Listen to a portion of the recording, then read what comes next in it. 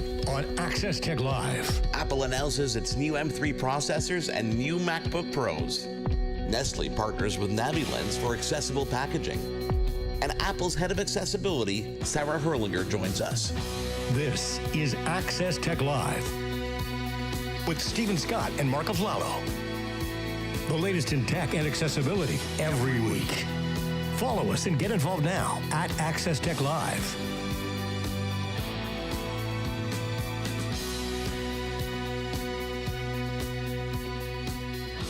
Hey everyone, welcome to another Access Tech Live. I am Stephen Scott, and with me as always we have Marc Aflalo joining me from Montreal, Canada. I am in Glasgow, Scotland, and another busy week, Marc, another big week for tech news. I thought it was over. I thought we would be done with announcements. Everybody got their holiday schedules all set with their gear, but no! Apple has to announce some more stuff, and we're going to talk all about it in the news today, and we're going to break it down for you a bit later on. It's a little bit of an Apple-centric show today. I'm sorry, guys, in advance, but I think you'll survive. It is. But you know what? It's hard not to, right? Because we have an incredible conversation today with Apple's Sarah Herlinger. She is joining us to talk all about accessibility at Apple and really deep diving into some of the big features in Apple products across the range, from the Mac to the iPhone to the Apple Watch, and really deep diving into the specific features, especially the new ones that have come out in iOS 17, iPadOS, and across the range. A lot of people don't realize, Marc, the amount of accessibility features that exist within the products and that actually exist across the range of products, right? So your Mac has just as many accessibility functions in it as, say, the iPhone does. I don't think a lot of people realize that. No, definitely not. And I think that, conversations with Sarah Herlinger, which don't happen very often. You go search her name online, you're not going to find much, except with us mostly, are fun because we dive into some of the features that we didn't know existed, and we dive into some of the other ones that we've heard of and find out different ways people are using them, which is pretty cool. Absolutely. And of course, as you say, we're going to break down all of Apple's Scary Fast event. It certainly was scary fast. It was 30 minutes, but we'll get to that. Coming up, we will, of course, delve into all of that. But first, let's catch up with the headlines. And I imagine Apple will probably feature quite strongly. Here's Marc. Now, Access Tech Live headlines. Oh, a little bit strongly, Stephen. Apple made a rare evening announcement earlier this week, Monday night to be exact, all decked out for Halloween. The 30-minute spooky event was short and sweet, but it debuted the company's latest processors, the M3, M3 Pro, and M3 Max. With 3-nanometer technology, a next-generation GPU architecture, a higher performance CPU, faster neural engine, and support for even more unified memory, they're the most advanced chips ever built for a personal computer. As Apple's Senior Vice President of Hardware Engineering, John Turnus, the new chips offer a faster, more efficient CPU, upgraded graphics processing, and make even gaming stand out, which is pretty cool. Now, following the chip announcement, Apple unveiled the first new computers to feature the new processors. Here's Apple's Vice President, again, of Hardware Engineering, John Turnus. Well, tonight, thanks to the efficiency of Apple Silicon, we're giving iMac a giant leap in performance while keeping the same impossibly thin design and spectrum of 7 vibrant colors. With M3, iMac is up to 2 times faster than iMac with M1. And you'll feel its speed and power in everything you do, from multitasking across everyday productivity apps to exploring creative passions like editing high-resolution photos or multiple streams of 4K video. The 24-inch iMac got its first update in a long time, including not only M3 chips, but also a 4.5K Retina display, support for Wi-Fi 6E, and an upgraded 1080p webcam. The new iMac started $16.99 Canadian and can be pre-ordered today with availability starting next week, November the 7th. Apple is also updating the MacBook Pros to include the new M3 processors. Here's Kate Bergeron, Apple's VP of Hardware Engineering. With the power of the M3 family of chips, up to 22 hours of battery life, a stunning Liquid Retina XDR display, and advanced connectivity, there's simply no other laptop like MacBook Pro. Oh, definitely not. Both the 14 and 16-inch versions of the MacBook Pro feature a mini LED display, 1080p webcam, 22 hours of battery life, and a brand new color, space black. That's exciting, with a coating that's supposed to help reduce fingerprints. We'll see that when we get our hands on it. Good old-fashioned silver will also still be available. Now, both models of the MacBook Pro are available to pre-order right now and will also be available starting November 7th. It's next week. The 14-inch model starts at $20.99 Canadian. You can boost that up pretty high, which we'll talk about a bit later.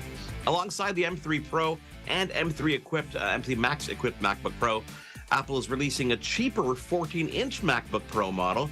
That one comes with just the base M3 chip. Now, this one replaces the 13-inch MacBook Pro with the M2 chip that Apple released last year. This one is 60% faster and finally gets rid of that dreaded touch bar. Finally, Pringles, yep, the chip maker, Nestle, who owns them, is collaborating with NaviLens technology to make their packaging more accessible to the visually impaired.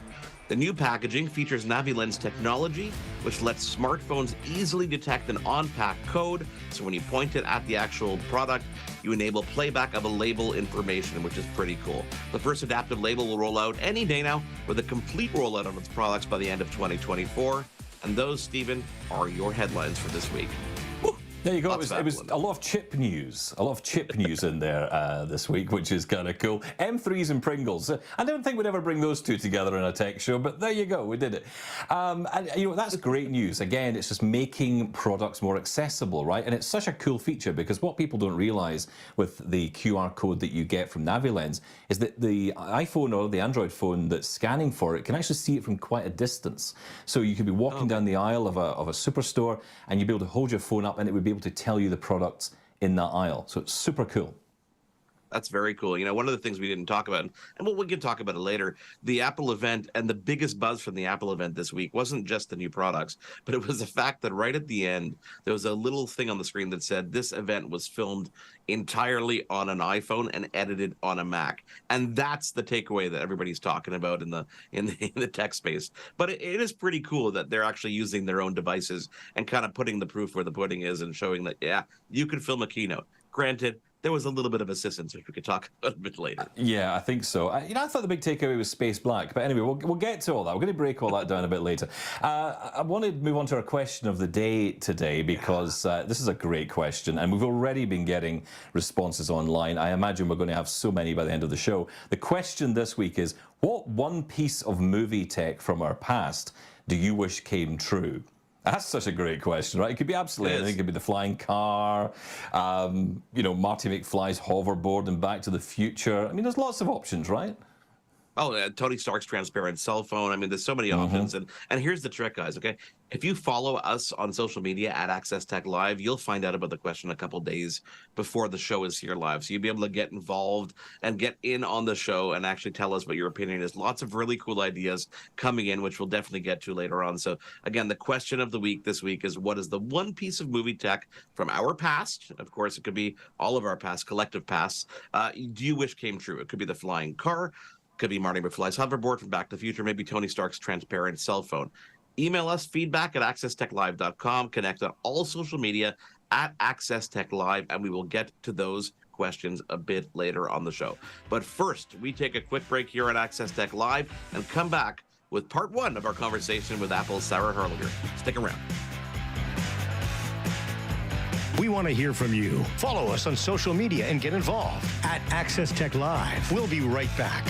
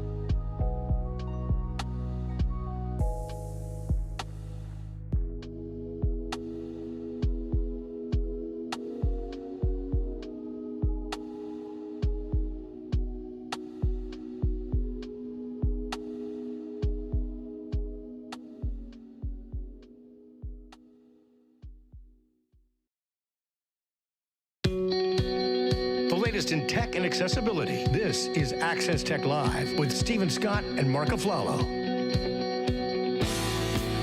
Welcome back to the show. Now, Apple has made headlines this week, of course, with the new M3 chips, but it continues to make waves with new accessibility features in all of its latest operating systems. And we have the pleasure of welcoming Apple's Senior Director of Global Accessibility Policy and Initiatives, Sarah Herrlinger, to the show. I'll just kick off by saying welcome to our brand new show, Access Tech Live on AMI. I am so excited to be here. Congratulations on this new platform and new opportunity. Thank you very much, and it is great to have you here and talking all things Apple. Now, it's been a quiet few weeks, so not a lot to talk about, Sarah. I mean, we could probably wrap this up in a few minutes. You could get an early finish, right? Oh, Stephen, if only. At Apple, we're always moving forward. Yeah, and we have lots to talk about. I want to dive right in because, of course, everyone's talking about the iPhone 15. Oh, that action button. I am so pleased to hear about the action button. What are you going to use your action button for, or what are you currently using it for? You know, I have been playing around a little bit and trying out different things. So I have used it for its sort of default of turning the volume on and off. I've used it for the camera.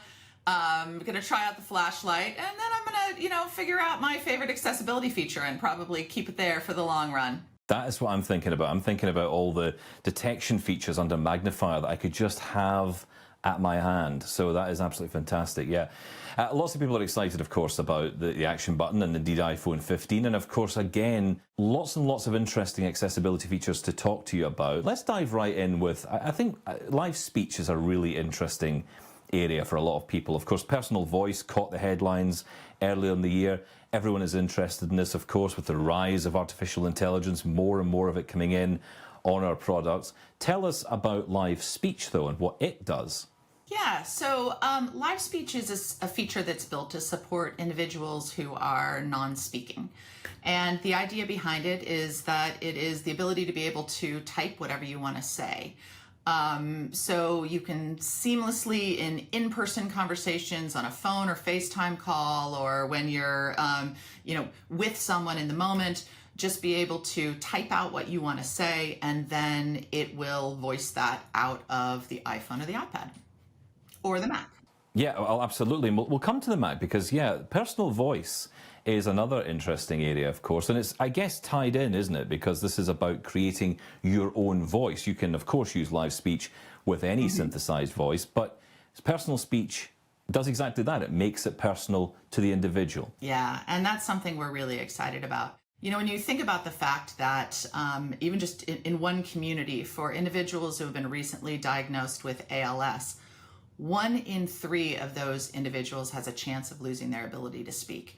So we know there are many people out there who, over time, for things like, throat, tongue cancers, all kinds of different things, may lose that ability to speak. And so this is an opportunity to be able to create your voice on your iPhone, your iPad, or your Mac. And the idea behind it is we try to make it as simple and easy and, in a very Apple way, private for you. It takes about 15 minutes of time. You just hold your iPhone about 6 to 10 inches from your mouth. You're presented with a whole bunch of randomly delivered phrases. So you would read through all of those. And one of the things that we really tried to do as we put this together was to work with the ALS community and find out what are some of the things that were most important for them. So there's some little nuanced things about this. For example, you don't have to do that 15 minutes all at once. You can do a few minutes, and if you get tired, stop and come back to it.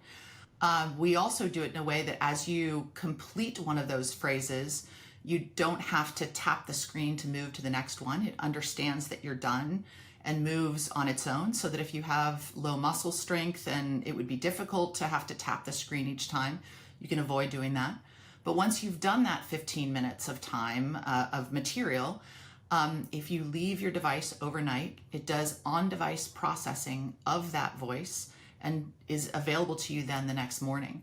And I think that on-device part is important as well. Once again, since privacy is important to us, this is something that doesn't go to Apple. It doesn't go up onto a server. It's your voice available for you. Yeah, and that privacy part, that is really important, isn't it? Because there are other services available that are currently in use today where, you can upload your own voice to, but, the data, the question about where the data goes is still out there. Whereas with Apple, what you're saying is that it's on device. And also, this is really important, when you're saying those phrases, when you're reading out these phrases, it's phrases that they don't often make much sense, do they? And that's the point, right? That you don't want to be saying things that would be obvious that and then therefore anybody could ask you to say and then recreate your voice. So, you've even considered that aspect. And like you say, 15 minutes, what is it, 150 phrases or so you have to complete? That's quite a lot. And again, it embeds that privacy. Yep. Yeah, we just, in a very Apple way, we wanted to try and make this as simple and easy, relevant to the individuals who need it, but done in a way that makes them feel safe in what they're doing. So my wife and I buy a new microwave, and we're really excited about our microwaves because, well, we can't be bothered cooking for real. So, we decided we'd get a microwave, and of course, it's not accessible. There are lots of buttons on it, and I don't know what they are.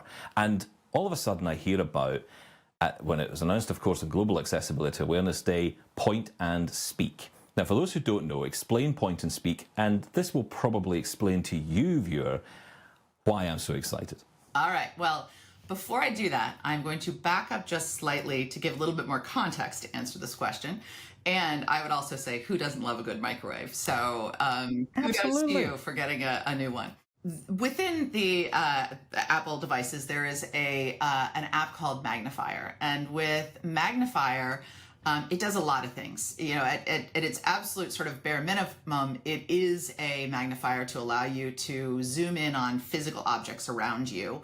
And so you could, the serial number on the back of a device or a tiny thing on a medication bottle. And it can also do things by adding color filters, light with a flashlight, things like that. But within Magnifier, we also have a part that's called detection mode. And we added in detection mode in iOS 16 and iPadOS 16 as part of that Magnifier app. And it uses information from the camera and the LiDAR scanner and on-device machine learning to do a lot of really cool things. Now, there are 5 different features in detection mode that you can use all of them together.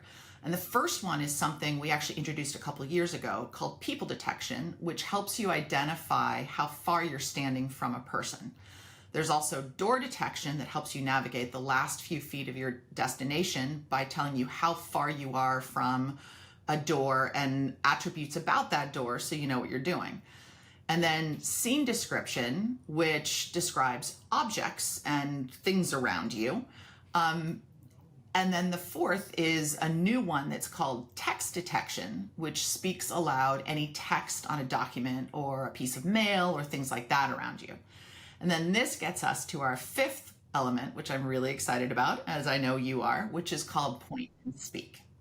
And so Point and Speak allows you to identify text on objects that you point to and read it out loud. So literally by pointing at the buttons on the microwave, it will tell you and read out that label. So you understand whether it's the number pad or the start button or popcorn, pizza, whatever it might be, giving you more ways to be able to interact with that device and feel confident in how you're doing it. Yeah, rather than just where's the start, where's the stop, how far do I have to turn to get to 5 minutes, and actually not knowing about all of the other features, right? It actually makes the device more available to you. Such a simple feature, but it's so powerful, like all of these features we're talking about. Another, which is again, and I've heard mixed opinions about who this is for. I have a range of views myself, I'm sure you do, but I want to talk about assistive access, which when I heard about it, I was so excited to hear about this feature because ultimately this is a feature that simplifies the layout, the design of the phone to make it easier to navigate. Now, this can benefit a lot of people. I'm not one of those people, Sarah, who says it's great for older people, because I think older people know their way around tech fine. I do think, though, this is for a lot of people who could really benefit from a much simpler, cleaner environment, including people like me who use VoiceOver, who are blind. So, you know, there's lots of applications here. But what's interesting is that a lot of people are maybe going to benefit from this most on the iPad. Tell us about people who use the iPad with disabilities, because, of course, that is another area of growth, right? Yeah, well, I think, you know, one of the things that's important to us as we do our work is to understand that, you know, the term disability covers a lot of different areas. There is no one single thing out there. And so we spend a lot of time really trying to build technology for very distinct groups, which may have applicability across other ones, but really there's always a focus in what we do. And with a feature like assistive access, we've built this to be an essential tool for individuals with intellectual and developmental delays, as well as their caretakers. And the idea here is that you can customize a device to be able to kind of work with the distinct and in some cases, you know, evolving needs of someone with an intellectual or cognitive disability. It's a simplified, focused interface that people can use to do what they love. And the idea behind it is it's built with much larger text, more focused choices, and really deep customization. Now, in our work in this, we've really focused this in on a few key areas. It starts with the home screen, but it also carries through to a series of apps that we focused on. One is called Calls, which is a merging of the phone app and the FaceTime app, essentially, to be a way that individuals can really get, you know, big buttons and images on the screen to be able to contact, for example, mom and dad, and really just sort of simplify things so it's just the individuals that are most important for that person to be able to contact. And then if they tap on one of those, they can choose whether they want to do a video call or an audio call. We also use this to do, you know, more tailored UIs for messages, photos, camera, and the music app, because we know that those are all some of the apps that are most used by, you know, everyone. But within these communities, they're great ways to be able to stay connected, to be creative, to be collaborative, and kind of, you know, have those elements that you really want in your life. And, you know, you mentioned this for iPad. That larger screen size can be really beneficial for individuals who want to have that very simplified, easy, larger text, all of those things that are so beneficial for someone who might have a cognitive or developmental delay. And, you know, that's obviously different from what we often find in the blind community, who benefits from a smaller screen and doesn't need that real estate. For this community, it's something that really is a great asset. Yeah, that's a really good point. But, you know, I love the fact we're talking about simplifying, but not limiting. In no way are you limited by this. In fact, if anything, it allows you to grow more with your device. So some people who might use it as a way to get into iPhone or iPad may find that eventually they decide to try it without assistive access and actually got on okay. Again, that's the joy of all of these features. You know, they're not locked away in a box that you need a special disability key to get into. They're for everyone. That's the whole point. Yeah. I love that. I love it too. And you know what? I love that the conversation is not over. There's still so much more with Apple's head of accessibility on Access Tech Live. We'll get to that second part of that conversation. But first, we've got to break down that Apple's scary fast event. And we'll do it right after a quick break here on Access Tech Live. We want to hear from you. Follow us on social media and get involved at Access Tech Live. We'll be right back.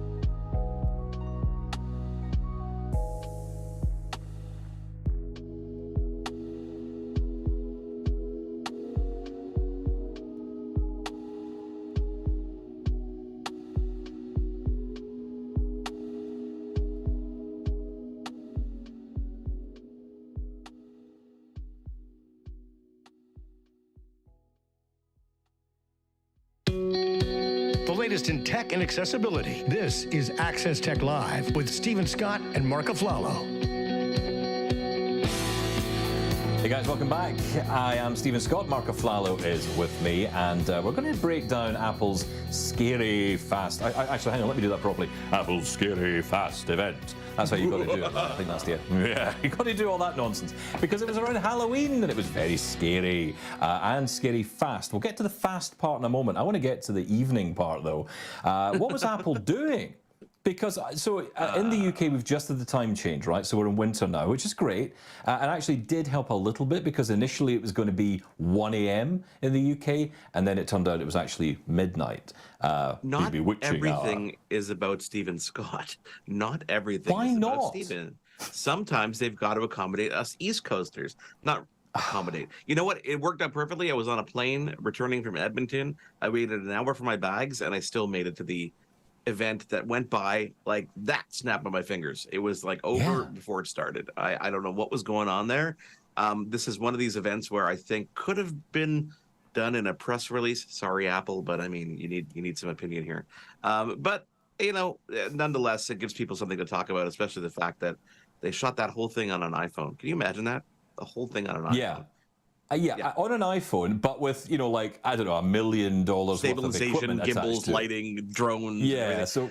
Okay, yeah, so next event, shot on iPhone, handheld by Bob. Yeah, that's right. Yeah, get Tim to just do a selfie the next time. Yeah. That would be cool, right? That would work. Yeah, then we'll definitely be excited about it. But honestly, I guess the biggest thing that Apple wanted to get out were the introduction of these new M3 chips. These are faster processors. These are processors that are built on a different architecture. There's different sizes of architecture when it comes to chip manufacturing. And this was a 3 nanometer architecture, which means physically the chips are smaller, but they could fit more on it. You know, the rule of, you know, basically as technology grows, it started with hard drives that were 1 megabyte that fit into a giant office. And now that fits onto your thumbnail. So this is the real reason they made this announcement, so they can kickstart the adoption of these M3 chips across their product line, which I think is great. But I want to ask you about this because, look, from the geeky point of view, we all get rather excited about, oh, M3, great. But, you know, there's people at home saying, hang on, I've just bought a new Mac, or I've got an old Mac, maybe it's a 2017 iMac or a MacBook Pro or a MacBook Air or whatever. And, you know, they're looking at these announcements and thinking, okay, so if I upgrade, what am I getting? Because it just feels like every 5 minutes there's another new processor, there's another reason to buy another Apple product. So what's the deal here? Why is this so important an announcement? I mean, it's an important announcement because it is the natural evolution of what Apple is committing to, which is switching all their ecosystem to their own processors. It gives them more control. It has brought the price down of some of these higher end products. You're not spending all this money on third-party licensing and stuff like that when you use somebody else's graphics card or someone else's processors. So it does help on that. And it gives Apple a little bit more control of the whole ecosystem, which we know we talk about as kind of important, especially in Apple's walled garden. What it means for the casual consumer, I mean, if you're going to go out and buy something today, then buy something with an M3 chip. Does it mean that it made that M2 chip or that M1 chip even obsolete? Absolutely not, because the M1 chip was so ahead of its time and so much faster than what was on the market that other companies are still catching up. And the big important piece of the puzzle here is that Intel is, you know, yes, they've been kind of fledgling behind. So has, you know, other competitors out there, but they're about to make some announcements in the coming months and catch up. So this was Apple's opportunity to get a little bit ahead of that, a little bit ahead of their earnings call, which is happening in a couple days, and have something to talk about as we lead into the holiday season. Is it a pivotal announcement? Not really, but the chips are here and this is where we go. And let's talk about the MacBooks themselves, because of course they announced two new editions, the same models, right? So it's the same design, it's the same style, 14-inch, 16-inch. It does mean, of course, the end of the 13-inch MacBook Pro, which has the touch bar. Good riddance to the touch bar. Thank goodness. Exactly. Goodbye. Get out.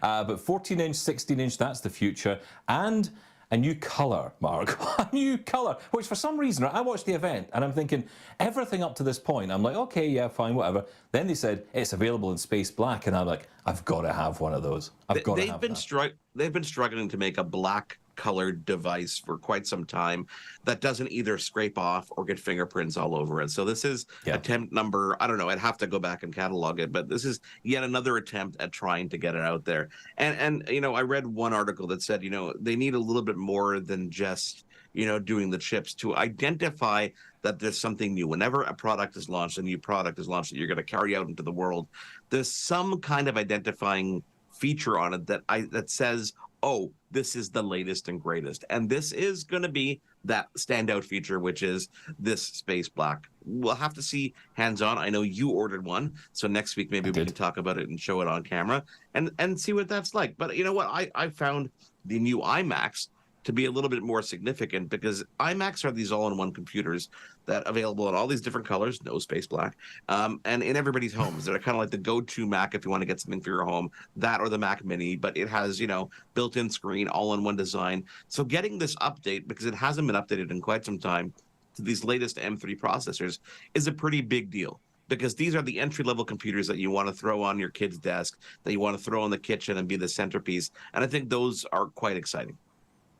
They are, and of course, like you say, it's an updated processor, same design though, nothing new, same colors as well, so nothing's really changed in terms of the iMac, but the power inside it has. Again though, if you've got that M1 iMac sitting on your table, there's no need to just swipe it off the table, let it fall to the ground and break, and say, do you know what, just forget that trash, let's move on to something new. There's no need for that, right? Because at the end of the day, these machines are still very good. And, you know, I think it's really important to mention that, because I think there's a FOMO, that fear of missing out that comes with all of this. Oh, yeah. I know I have it. But we're geeks, that's okay, right? But for average consumers, there's this push to buy more, and it's not always needed. I should mention something I totally forgot. On the MacBook Pro side, they have this new entry-level one that just has the M3 chip, so it's not an M3 Pro or Ultra or anything. There is another difference on that actual computer. Even though it looks the same, it only has 2 of the Thunderbolt USB-C ports, not 3 like on the higher end, and that's because of just the bandwidth of that chip itself. So that is the other slight difference to that lineup, which is interesting. But you know what, Stephen? Accessibility. I mean, Sarah Herlinger, you had a great conversation just to start, and we've got more with her coming up in a second. I wanted to remind people about the question of the day, because it's a fun question, and we're getting some great responses on various social medias like Mastodon, for example. So the question is, what one piece of movie tech from our past do you wish came true? And I gotta throw one out here, which is Jarvis. This is the obvious one, you know, Iron Man's AI. So Goku54 writes, Jarvis, having something like that advanced could be really helpful. We'll get to your questions and so much more, but the second part of your conversation with Apple's head of accessibility, Sarah Herlinger, is coming up next right here on Access Tech Live. We want to hear from you. Follow us on social media and get involved at Access Tech Live. We'll be right back.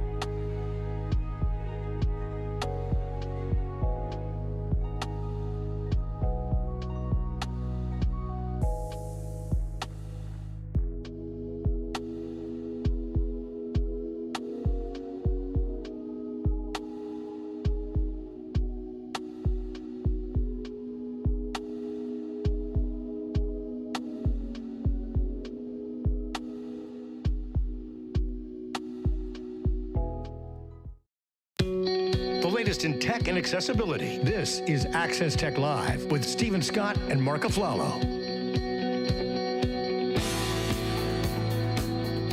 Welcome back. Now it's time to continue our conversation with Apple's Senior Director of Global Accessibility Policy and Initiatives, Sarah Herlinger. Now, I wanted to move on to the Mac because the Mac obviously is a fantastic product, and it has huge accessibility capabilities as well, and a number of similar accessibility features to what's on iPhone. Some people might not realize that. In those accessibility settings, there's lots in there. Live speech is in there. If you've got an M series Mac, a Silicon series Mac, you will be able to use personal voice as well.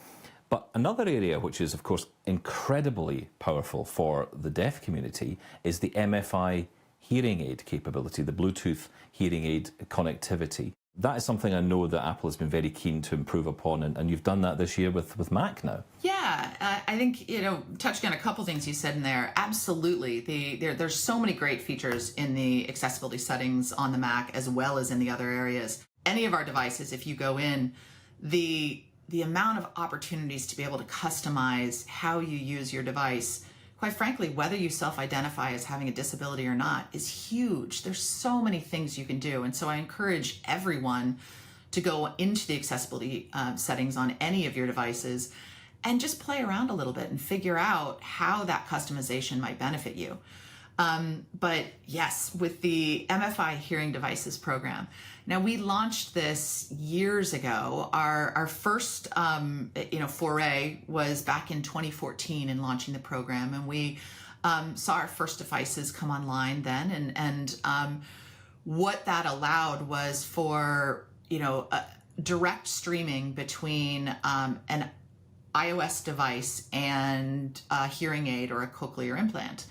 And it gave crystal clear sound. It gave a lot of ways that you could control your devices from your Apple device, all kinds of things we did. Through the years, we've grown that program to support bidirectional hearing aids, things like that. So this year, we are really excited that we are now able to support those MFI hearing aids with our Macs. And I think this is going to be huge. When you think about so many people who use their Mac for productivity, who will now be able to use their hearing device as they would any other audio format and be able to just connect directly and get great sound, great functionality right from that. So we're super excited for this to come with Sonoma.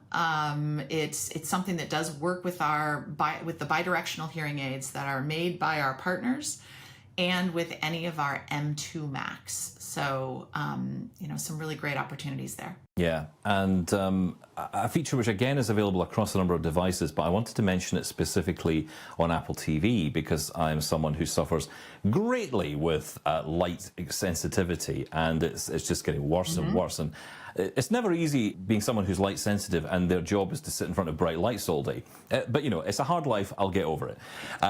But honestly, the dim flashing lights feature, which came onto Apple TV and also to the iPhone and I guess other products as well, it's such, again, a simple feature, but a very powerful feature. I've been using adaptive audio on my AirPods Pro 2, which really dulls the sound of loud noises, and this in a way does the same for many people who, like me, have light sensitivity, but of course people who are epileptic.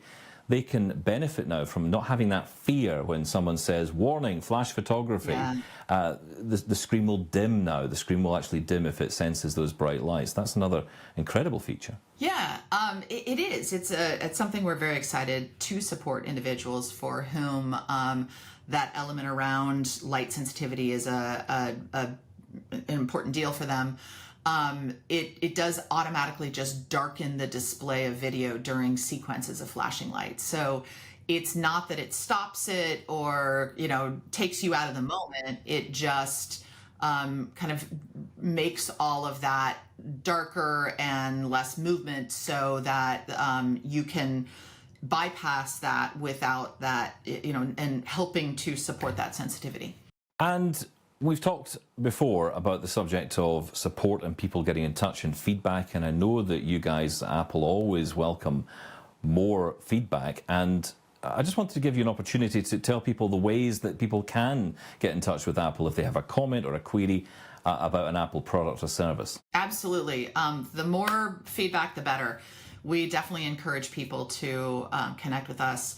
You know, we've had, as one example, we've had an email address, which is accessibility@apple.com, which has been a public-facing email address for, gosh, almost 20 years, maybe over 20 years. I will admit it probably predates me, and I've been here 20 years. So it's certainly been something that has been out there for a long time, and something that we really love, that we get tons of feedback in every day from people who are asking us questions, reporting bugs, letting us know when there might be, you know, something that based on their specific disability, or maybe mix of disabilities, that they can do one thing but they can't quite do something else. And we take all of that, and it is sent to our engineering teams. We file it all as bugs and make sure that the appropriate teams within Apple see those issues and work to address them. So I always want people to write to us at accessibility@apple.com. But we have other things. One of the other ones to bring up for anyone who might be a member of the deaf community and communicates using sign language, we also have a service called Sign Time, which kind of does two things. It connects customers with one-on-one language interpreting for shopping and support sessions when you're in Apple Care or retail customer support online, or it also supports individuals when they go into our Apple Store locations. So you can go into an Apple Store and tell someone there that you would like to communicate with sign language, and that employee can bring up an app in store which will allow you to be able to communicate with a sign language interpreter through an app without having to book that ahead of time, just being able to come in and use it. And we have this available in many different versions of sign language across the globe.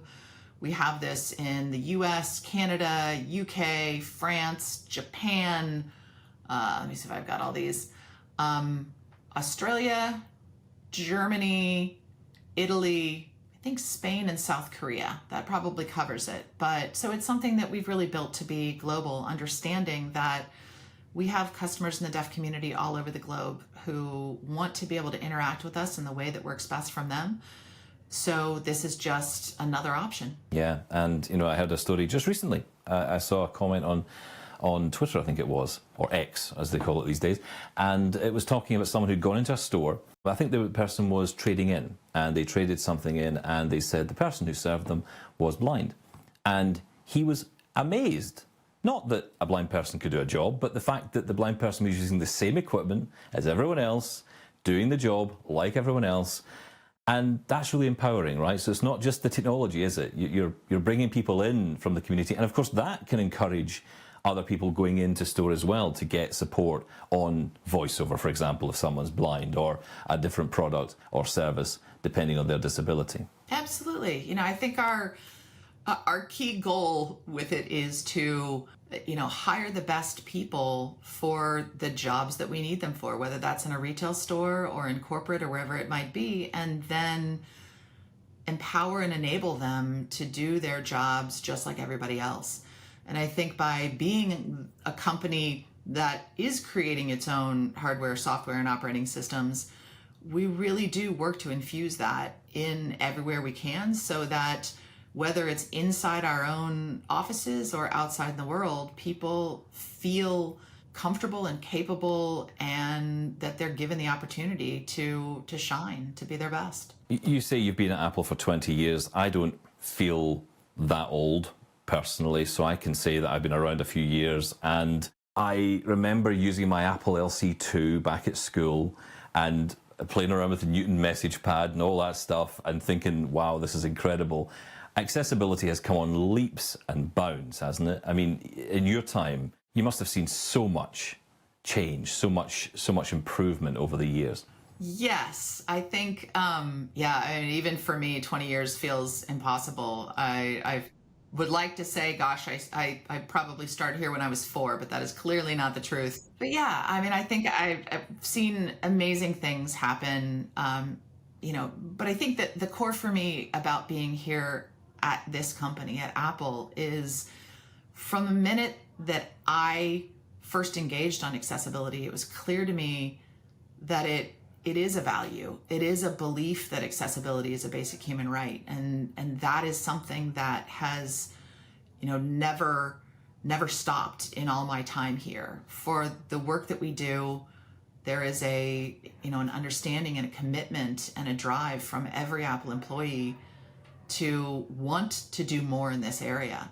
And I think as part of that, we want to be the ripple in the pond. We want to have what we do hopefully inspire others to understand the importance and to do it as well. And I feel like, over time I've been able to see a lot go on in the world around me, as well as more people in the community, I think, have found their voice and been more vocal in what's important to them. And that in itself has helped create that ripple to get more to happen. So I think the more that we see the communities engage and do more amazing things, it's just the snowball is rolling down that hill and growing every minute. Sarah Herlinger, thank you so much for coming back on, and come back soon. Absolutely. Thank you so much for having me.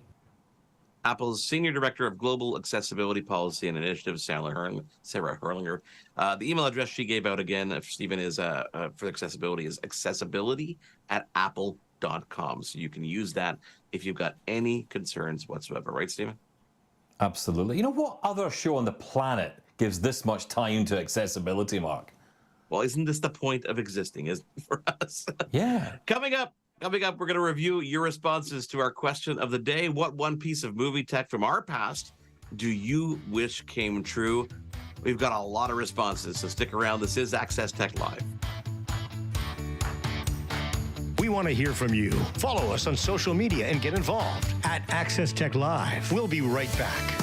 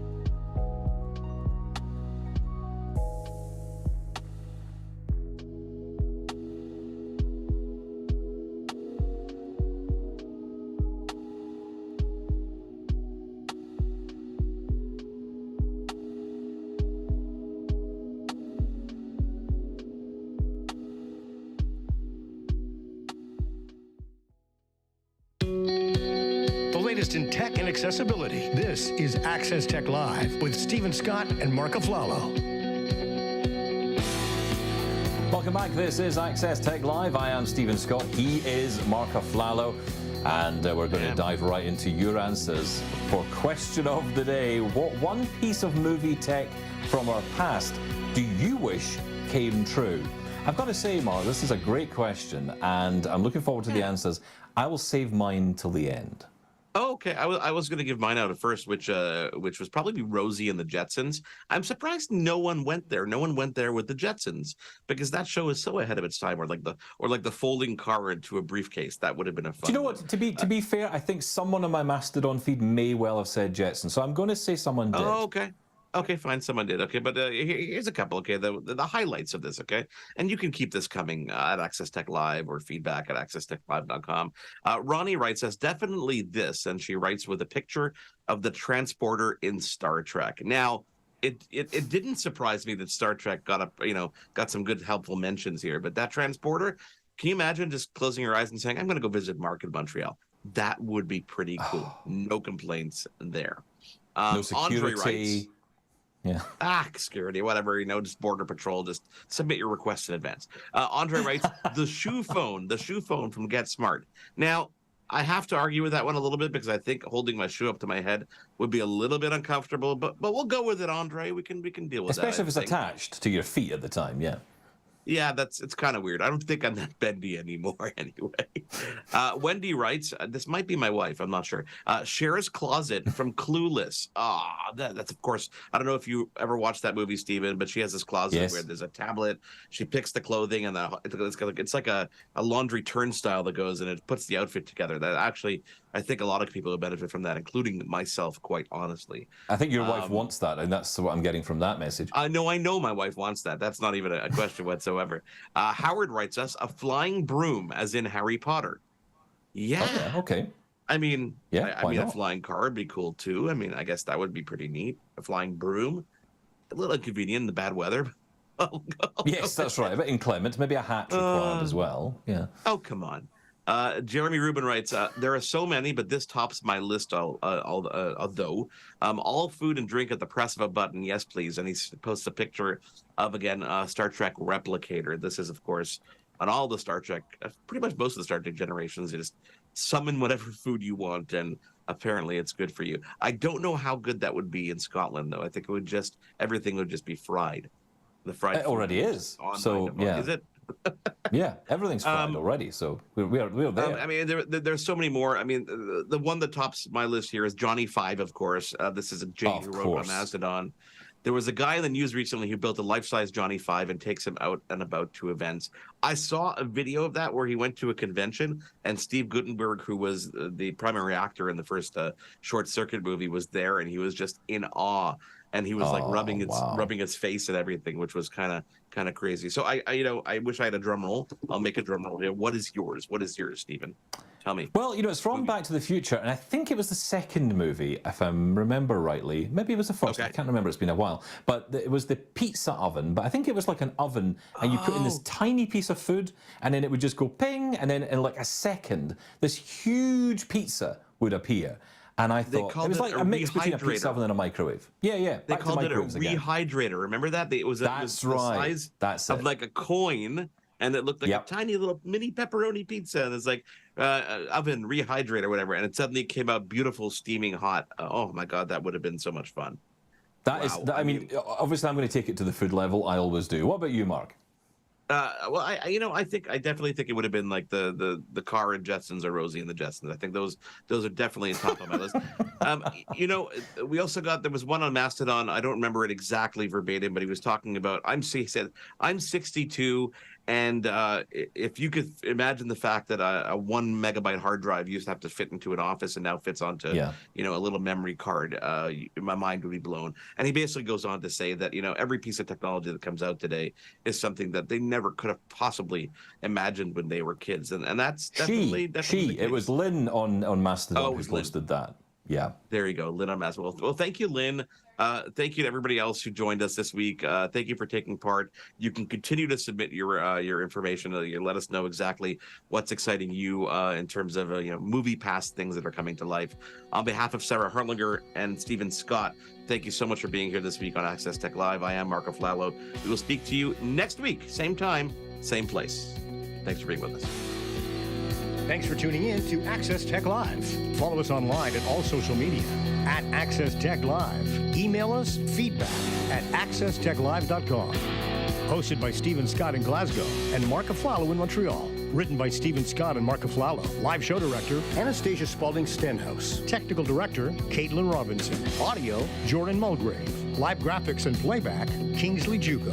Graphics coordinator, Eliza Rocco. Integrated described video specialist, M. Williams. Supervising producer, Michelle Dudas. Copyright 2023, Accessible Media, Inc.